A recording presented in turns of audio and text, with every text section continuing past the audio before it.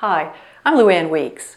If you're just starting out in mosaics, it can be difficult to have a well-developed vision of a mosaic before you begin. So here's a process that will help you make the critical decisions before you start. Making these decisions not only adds efficiency, but it prevents catastrophes. There are 3 of them we call DDM, Design, Display, and Materials, and they're important because your design decisions narrow your display options, and your display decisions narrow your materials options. The very first thing you need to do with every mosaic project is make the design decisions. For example, will it be representational or abstract? Will it be small or large? Will it be vertical or horizontal? And is it a free-form shape or rectangular? Will it be functional or not? Next is to make a display decision. Will it hang or be framed? Are you installing it on a wall or a floor?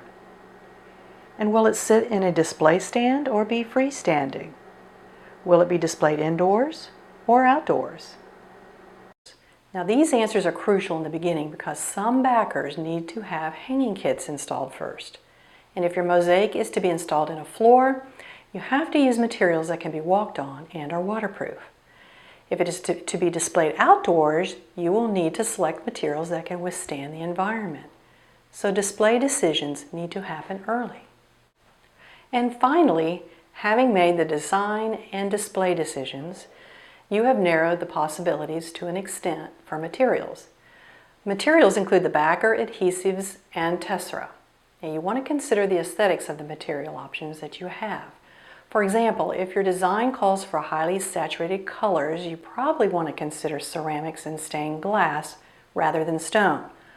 Also consider the weight of mosaic materials relative to the display method and the ability of your studio to manipulate the materials.